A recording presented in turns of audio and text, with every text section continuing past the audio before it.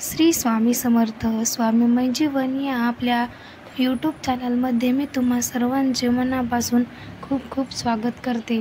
तर आज आपण एक महत्त्वाचा विषय या व्हिडिओमधून मांडणार आहोत। तर आपण स्वामी समर्थ महाराजांची सेवा करत असतो। काही जण मांसाहारी असतात, ते पण महाराजांची सेवा करतात, परंतु कुणाला माहिती नसतं की मांसाहार करून स्वामी सेवा करणं योग्य आहे की अयोग्य आहे।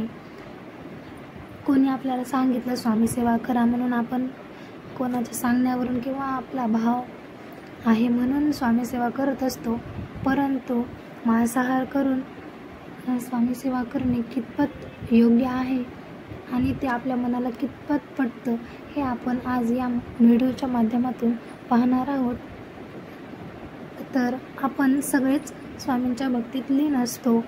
श्री स्वामी समर्थ महाराजांच्या चरणी सेवा करत असताना अनेक वेळा आपल्या मनात हा प्रश्न उभा राहतो की मांसाहार करणं योग्य आहे का?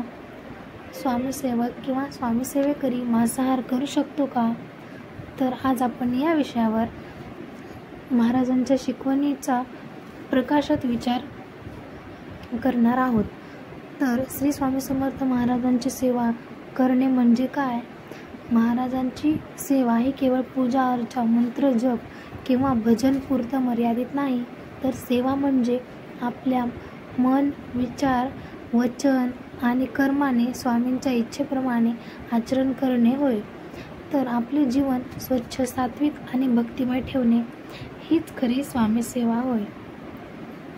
तर मांसाहाराचा परिणाम अध्यात्मावर कसा होतो? श्री स्वामी समर्थ महाराज हे साक्षात परब्रह्म होते।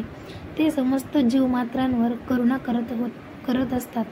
त्यांच्या शिकवणीमधून हे स्पष्ट होते की सात्विक जीवनशैलीच अध्यात्मास प्रगतीत मदत करते। मांसाहारामध्ये तामसिकता अधिक असते, त्यामुळे आपल्या शरीरावर किंवा आपल्या मनामध्ये राग, द्वेष, हिंसा या भावना वाढीस लागतात। अशा मनस्थितीमध्ये देवभक्ती आणि ध्यान करणे हे कठीण जात असते। त्यामुळे स्वामींनी कधी थेट मांसाहार न करण्याची आज्ञा दिली नसली तरी त्यांच्या उपस्थितीत अनेक भक्त आपोआप मांसाहार सोडून देतात।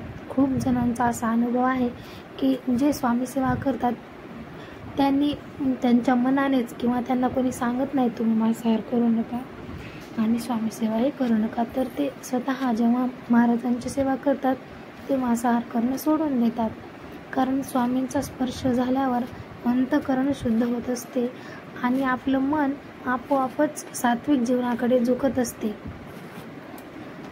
अनेक भक्त असं सांगतात की स्वामींच्या कृपेनं आमचं जीवन बदललं। आधी मांसाहार केल्याशिवाय जेवणच पूर्ण होत नसायचं आमचं, पण महाराजांच्या नामस्मरणानंतर त्यांच्या भक्ती मार्गावर आल्यानंतर मांसाहार करण्याची इच्छाच मावळली आहे।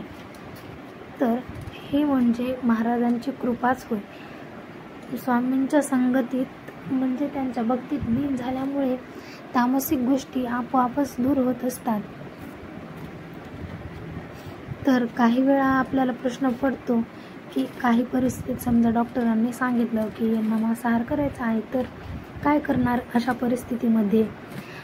तर हो, काही वेळा शरीर कमजोर असतं आपलं, डॉक्टरांनी मांसाहार करण्यास सांगितलं असतं किंवा घरात सर्वच मांसाहारी असतात। अशा वेळी आपण एक गोष्ट लक्षात ठेवली पाहिजे की स्वामी कधीच सक्ती करत नाहीत, ते प्रेम करत असतात। जर मनापासून इच्छा असेल की स्वामी मला शुद्ध सात्विक जीवन जगायचं आहे, तर ते मार्ग दाखवतातच आणि आपल्याला एक संधी निर्माण करून देतात, आपल्याला मार्ग दाखवत असतात।